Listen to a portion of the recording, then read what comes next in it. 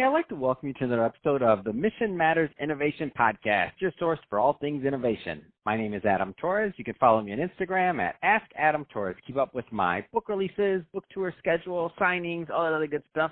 Always love to connect with you there. And as always, if you'd like to apply to become a co-author of one of my upcoming books, just head on over to the website, missionmatters.com, and click on Become an Author to apply. All right, so today I have Sriram Sundararajan on the line, and he's founder and CEO over at HyperGrowth Labs and Adjunct professor over at Santa Clara University and Stanford University. Sriram, welcome to the show. Hey, Adam. Thanks for having me on your innovation podcast. Really excited to be here. So excited to get today's topic. So we're going to talk about emerging trends in technology. I know that's one of your specialties, but before we get into that, let's talk a little bit more about what you're doing over at HyperGrowth Labs. Tell me a little bit more about the company, please. Absolutely. So I've been a consultant for a really long time. I started in product development. So I started HyperGrowth Labs to focus on two segments. The first one is to help emerging tech startups that's in the space of ARVR and applied AI, like conversational intelligence and conversational AI, for example, for their growth strategy. I help clients identify their most profitable segments for growth, and I help them hyperscale their growth. And the second segment I focus on is enterprises that are looking to leverage this technology and trying to drive real business outcomes, because, as you know, driving business outcomes delivers better enterprise value, and as they look to adopt these technologies, I help them think through the innovation strategy that's needed and the implementation of that as well. That's awesome, and that's why I wanted you on the show to talk about today's topic, so trends in emerging technology, because you have a unique vantage point having worked with so many companies and, throughout the years in this field. What's interesting to you right now? Like, what excites you? Absolutely. So right now, I focus on AR, VR, and applied AI in the space of automation. And currently, I'm actually helping startups in the conversational service automation space, where there's a lot of potential. And as you know, because of COVID, there's a lot of things that have moved remote, call center operations being one of them. And there's a lot of focus now on enterprises across industries, for instance, that are adopting service automation as a strategy, where they're trying to optimize call center operations and trying to deliver better customer experience, at the same time trying to manage their cost to serve. So that's an area that I'm focused on right now. Let's go a little bit further into some of that opportunity and what you're noticing, because AR, VR, to me, super interesting. Automation. I mean, tell us a little bit more specifics in terms of things that you're noticing that are exciting. Oh, absolutely. I think if you look at the top trends that even an analyst like Gartner has projected, AR, VR, hyperautomation, and things like distributed computing, for instance, autonomous things, including IoT or Internet of Things, are trends that Gartner has predicted are going to be in the forefront. But there's massive disruption happening in the enterprise space right now, and I'll explain why. There are enterprises that are being disrupted, and there are disruptors that are being disrupted. For instance, companies that used to disrupt, traditional industries, like a Netflix disrupting Blockbuster, for instance, have to think through their hyperscale strategy very differently, and they have to think about how there is more automation that can be done, how there is more application of AI that can be done. Not that, Netflix, that's just one example of a company that's in the forefront of this. But if you take somebody like Amazon, for instance, their strategy around hyperscale, for instance, cannot be easily replicated just because, over the past couple of decades, they have built this strategy brick by brick. But, organizations can learn from experiences Amazon by observing what kind of a strategy they have adopted and try to start in a small way, because to launch a journey on, hyperscale, for instance, like what Amazon has done, cannot be done in a day or in a year, but can definitely be started in a small way. And to help them incubate has been part of my experience, and that I plan to share with my clients through HyperGrowth Labs. Yeah, that whole theme of disruptors being disrupted. I mean, the other day I had somebody on the podcast, and when I heard their technology and their story, it was so simple, and I was like, it's the first time it clicked to me what's going to happen next, like the disruptors being disrupted. And essentially what it was is it's a platform for drivers. So think like an Uber, except the drivers, it's a SaaS product, so they only pay like $99 a month or something like that, and that's all they have to pay. And so not instead of a percentage of their income. And I'm like, oh my gosh, so Uber spent all this money, they did all this to create this ecosystem of drivers, and now an app with a SaaS product like that is totally going to shake it up. Because if you're a driver out there, you're going to say, do I want to pay $99 or do I want to pay thousands a month? Like, it's just common sense.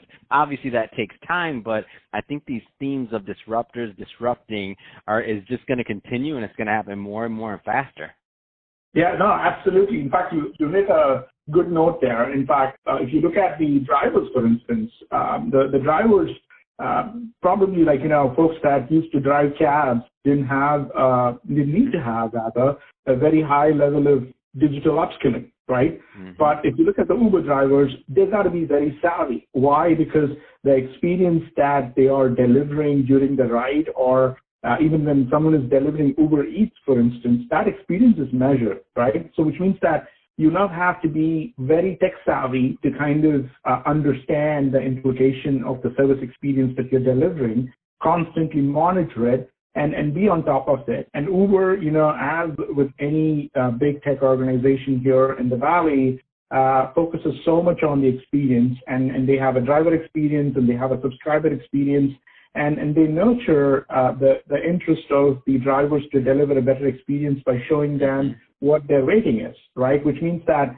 the drivers have a very good incentive to look at what has led to an uptick in their rating, and it's kind of adopting a good behavior, but it's also nurturing that good behavior. So there's a certain level of digital upskilling that drivers as service providers have obtained because of the whole democratization of this information through the apps. 100%. Super excited to see what happens next. So Sriram, in terms of, let's go a little bit further into AR and VR. So what are you liking in that space right now? Like what's interesting?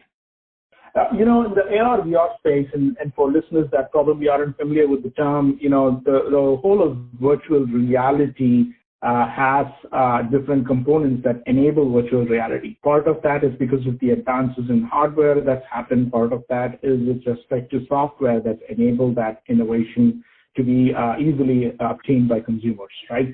But virtual reality, as you and me know, has evolved a lot. And that's just because, if you imagine Terminator, for instance, and you watch the Terminator series, you would see that, the machines, how they have evolved and how the machines can visualize, is now easily available for us as humans through devices such as headsets that allow us to visualize that level without even like going into a theater, for instance, right? But then, that consumerization of technology has now moved into the enterprise space where digital workers or workers that are digitally savvy have now been able to embrace the technology for their day-to-day tasks. And let me give you an example there, right? If you take the shipbuilding industry, for instance, the amount of paint that goes into painting a ship, there's a massive investment that's involved there, and there's a massive cost to it. And companies have been trying to adopt, ARVR in the training space in the shipbuilding industry, which brings down their cost, from a paint perspective, because raw materials needed reduce if the workers are much more efficient in how they paint the ship. That's just one example in the enterprise space of ARVR. But think about this. I mean, if the consumer adoption of technology hasn't happened, it's going to be very difficult for workers to imagine that in their workplace. So as AR/VR, as the technology has evolved, there is a massive adoption that has happened in the consumer space beyond gaming, for instance, beyond entertainment, for instance. There are recreation apps that are now available on AR/VR devices such as the Oculus headset.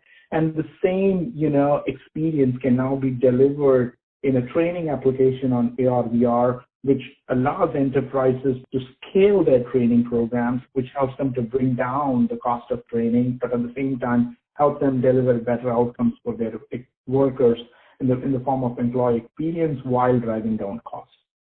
No, I love it. And to me, it's exciting. Like a lot of businesses are definitely benefiting from that, and they'll continue to. And you're right. It's just a win-win on both sides, in my opinion. The employees get better training. They get a more robust suite often, other than the typical, time crunch. They also have the potential for more of a self-paced thing. I mean, it just fits in a business better. I agree with you completely.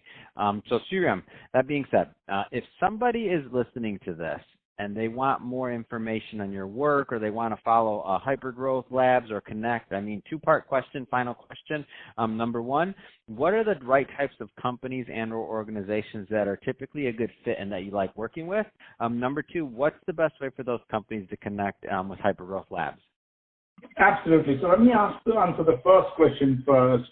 The question around which are the type of companies that would be interested in HyperGrowth Labs. Any emerging tech startup, for instance, that interested to develop their growth strategy further can approach HyperGrowth Labs. Any company that, an enterprise that's also looking to adopt an innovation strategy or think about an innovation strategy that needs to include emerging tech such as ARVR or conversational AI around service automation, for instance, are welcome. And myself and my partner network would be more than happy to help them with that. Having said that, the best way to reach us would be directly on our LinkedIn. They can contact me, or they can email me at sriram@hypergrowthlabs.com. And I'm happy to respond to them within a reasonable time frame. And if there's an urgency, they can also reach me on my phone at 408-533-2740. That's in the U.S. Fantastic. Well, Sriram, really appreciate you coming on the show today and sharing more about your background and all the great things that you're doing. So thank you for that. And to the audience, as always, thank you for tuning in. Hope you got a lot of value out of this. If you did, don't forget to subscribe to the podcast, leave me a review in the Apple iTunes Store. And if you're watching this on our YouTube channel, Mission Matters Innovation, definitely give us a subscribe there, but also leave us some comments in the video. Love to know what kind of projects and things that you're working on. And Sriram, thanks again for coming on the show. Absolutely, Adam. I've been a fan of your innovation podcast, and thanks for having me as a guest here. And I really look forward to seeing more of your podcast. Thank you.